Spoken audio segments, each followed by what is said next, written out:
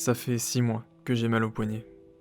Après quelques heures de boulot à peine, ça me démange, ça me tend, ça me déconcentre.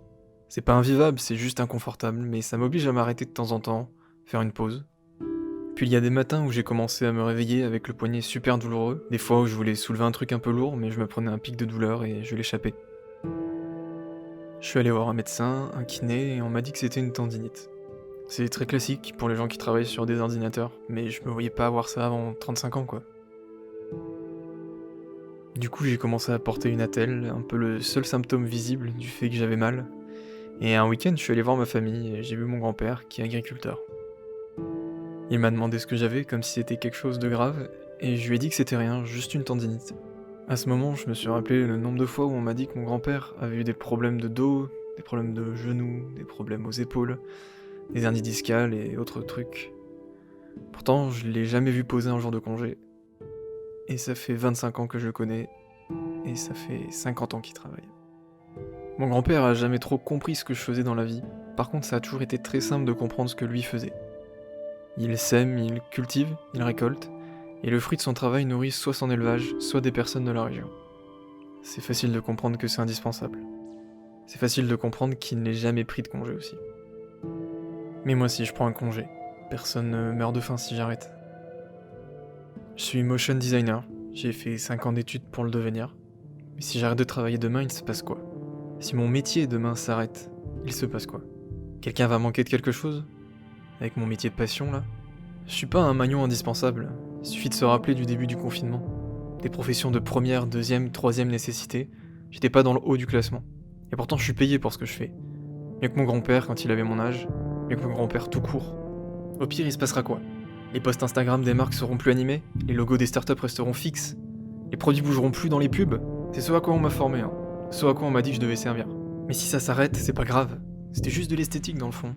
Les produits seront toujours les mêmes, les entreprises proposeront toujours les mêmes services, les influenceurs seront toujours aussi influents, les NFT n'arrêteront pas d'exister, les doudous de Moncler seront pas plus chaudes, les paniers de Yoplait seront pas meilleurs, les Citroën rouleront pas plus vite et la SNCF sera toujours pas à l'heure. Enfin voilà, je me pose là en termes d'utilité.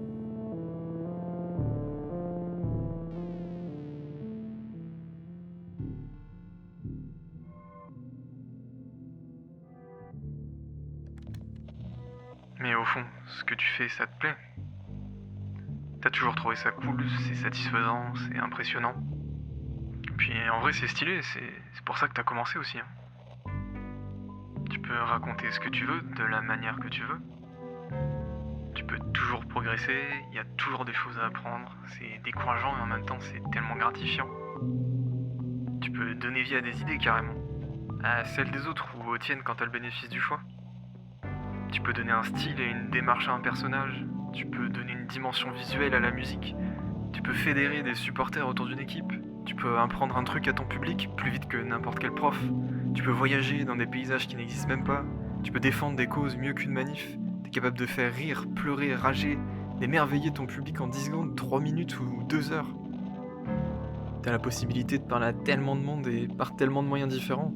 En passant par une télé, un téléphone, une page web, un panneau dans la rue, voire même juste un mur, ça suffit.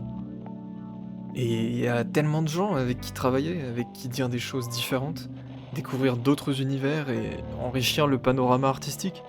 Et ça, tu le fais chaque jour sans t'en rendre compte. Et tu seras peut-être une inspiration pour quelqu'un qui sera peut-être l'inspiration de quelqu'un d'autre. Ton travail ne sert pas qu'à vendre. Au final, t'es capable d'inspirer, de motiver, et plein d'autres personnes comme toi cherchent peut-être aussi à te motiver et à t'inspirer.